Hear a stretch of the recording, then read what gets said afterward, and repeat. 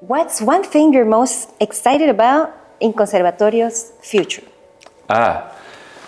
Most excited about. I am excited to be able to do something that gets me a little bit out in nature and on the water. I love cities, and I'm an urban creature. Like I know that like there's at least a part of me or a half of me that loves walking around and the exploring the city and being a part of the city and part of the conversation of the city. But there's another part of me that likes being in nature, and I've always sort of separated that from what we do. But I am interested and excited to sort of explore that and create place in a different context, particularly a context that gets me on a boat. Oh, that's your nature, your surfer nature coming out. I mean, that's how you got to Panama. Yeah, I can't fight it, and it doesn't make sense to like keep it, so separate. It's not a precious sacred thing that has to be protected from. It's actually, it's another canvas. It's another place to explore and express and create and share. So that's what I'm excited about right now. Who was, and I think it was in the Smithsonian, a marine biologist, and he was telling all about the places that he does research, and you were like, hold on a second, they're all good waves there. So they're like, that's how you know a surfer. Oh, they're scientists. Yeah, they're scientists. So you see. But you never did that. Yeah. So now get in there. I mean, that would be fantastic. Yeah. I need to spend like equal times in the city and the water. I mean, I'm extremely excited about creating a community at scale. That's the other thing that we've always worked within the context of a neighborhood. So it's always been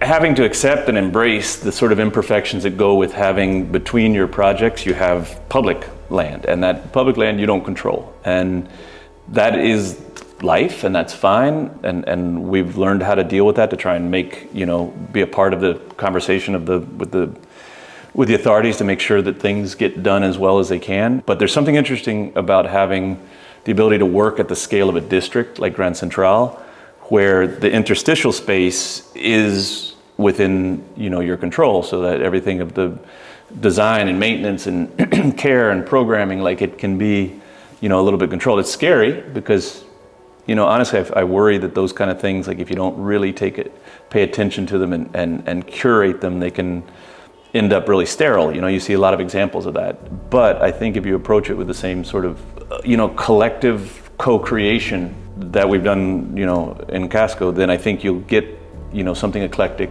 that feels, that is co-owned, that many people, have a hand in creating, and so it doesn't feel like it's, just one person's vision. And so that is super exciting too, to be able to work at that scale. I think it'll be. And very at the cool. same time, keeping the human scale relationship, because you can do that, and that doesn't mean that that element of human scale goes out. I think the way Grand Central works, what gets me excited about the project, is that it's a little bit of Casco without the cars, because it really does feel that way. And I know that even for myself, I've lived here for quite a bit, and I've seen it from like zero to where it's now.